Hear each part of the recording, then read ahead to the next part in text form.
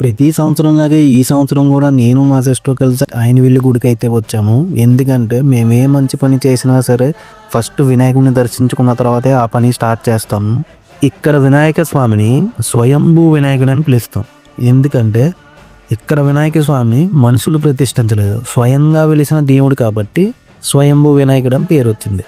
పిల్లలు లేని దంపతులు ఇక్కడ భక్తిగా ప్రార్థిస్తే సంతానం కలుగుతుందని భక్తుల నమ్మకం. ఇక్కడ అభిషేకం కూడా ప్రత్యేకంగా ఉంటుంది. ఇక్కడ వినాయకుడికి సాధారణ గుడిలాగా ఎక్కువ అభిషేకాలు చేయరు, సింపుల్గా పూజలు చేస్తారు. ఎటువంటి ఆడంబరం లేకుండా నిశ్శబ్దం భక్తితో నిండిన ఆలయం. చుట్టుపక్కల గ్రామాల వాళ్ళు ఏ శుభకార్యం మొదలుపెట్టినా సరే ముందుగా ఈ వినాయకుడిని దర్శించుకుంటారు.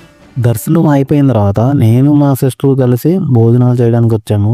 ఈ గుళ్ళో ప్రతిరోజు భోజనాలు అయితే పెడతారు, చాలా బాగుంటాయి.